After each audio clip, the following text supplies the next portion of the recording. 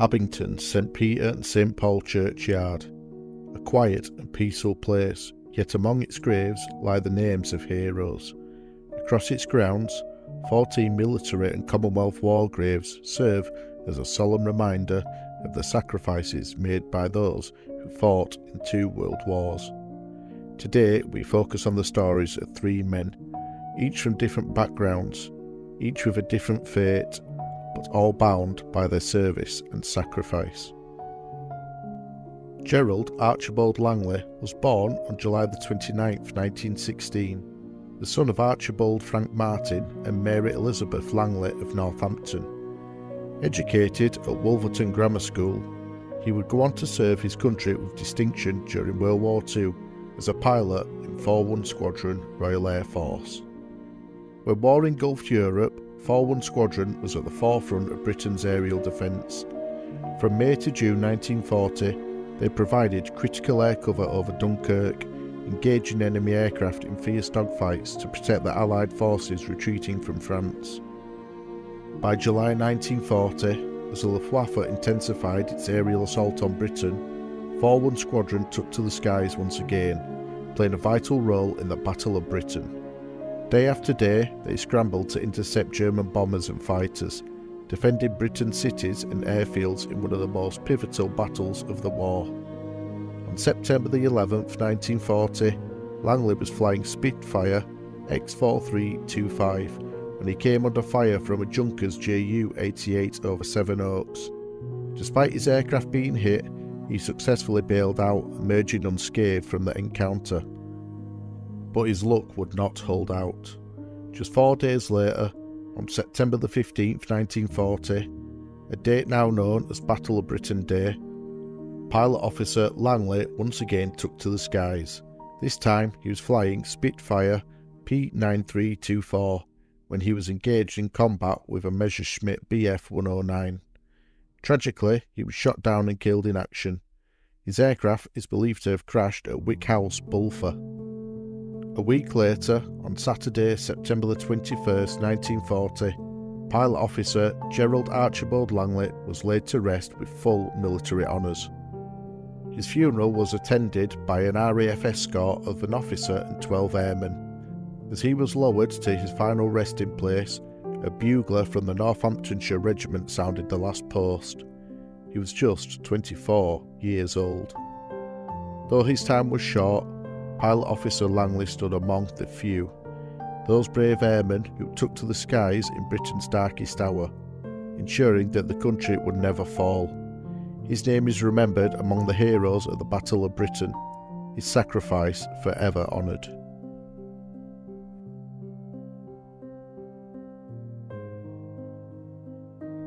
Douglas Reginald Revitt was born in 1914, the son of John and M.A. Revitt. Before enlisting into the Royal Air Force, he worked as a draughtsman for Armstrong Siddeley in Coventry. In August 1940, Revitt volunteered to serve in the Royal Air Force, and during his training he was stationed in South Africa, where he married. He later served with the 8th Army, following their campaign through Italy for 3.5 years, before being redeployed to the United Kingdom.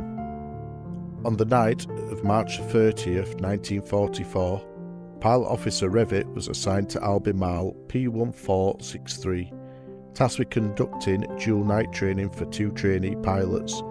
As a screen pilot, his role was to supervise while the trainees handled the aircraft.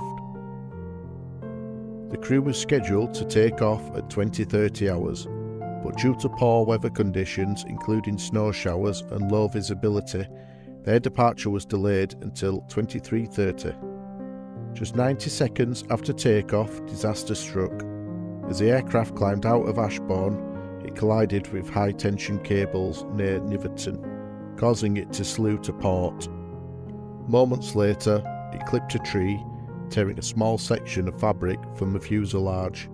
Despite regaining some control, the aircraft struggled to climb and crashed into the valley between Haven Hill and Wigbelow.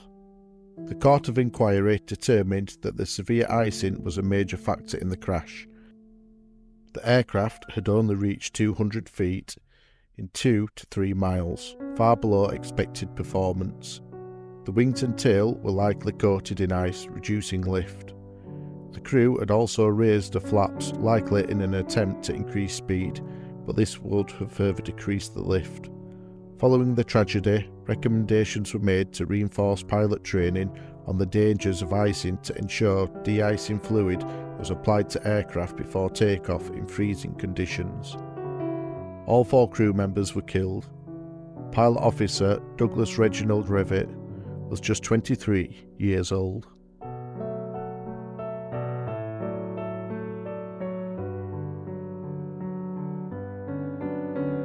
Cecil Brasher Fletcher was born in 1888 in Northampton. Before enlisting in the military, he was a professional actor known for his roles in Red, White and Blue Blood, The Gain of Dust and The Dancer's Peril. At the outbreak of World War I, Cecil was living in New York City, but in 1915, feeling a sense of duty, he returned to Britain to enlist. He joined the 28th Battalion London Regiment Artist Rifles, a regiment known for attracting men from artistic and professional backgrounds. Tragically, he never had the chance to serve abroad. On November 4th, 1918, just 1 week before the end of the war, he passed away from pneumonia while in hospital at Little Worley, Essex. His funeral was held on Saturday, November the 9th, with full military honours. His body was carried on a gun carriage. As he was lowered into his grave, a bugler sounded the last post, and a firing party performed a 3-volley salute. He was laid to rest close to his mother, but the loss for his family was even greater. His father had passed away just 5 weeks earlier. Private Cecil Brasher Fletcher was 30 years old. Though he never saw battle, his willingness to leave behind his career and home to serve his country stands as a testament to the bravery and sacrifice of so many during the Great War.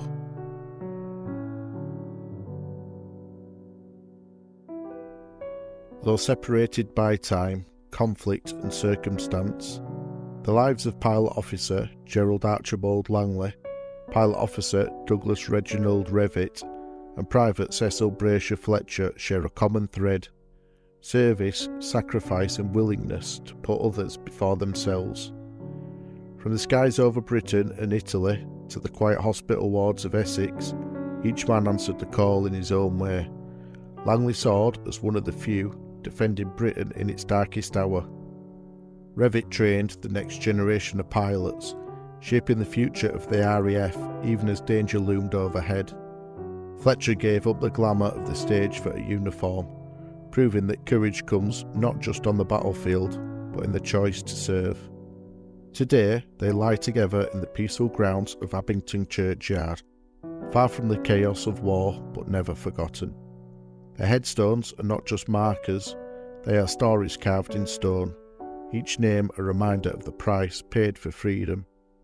As we walk between the rows of the weathered graves, we remember not only who they were, but what they stood for, lest we forget.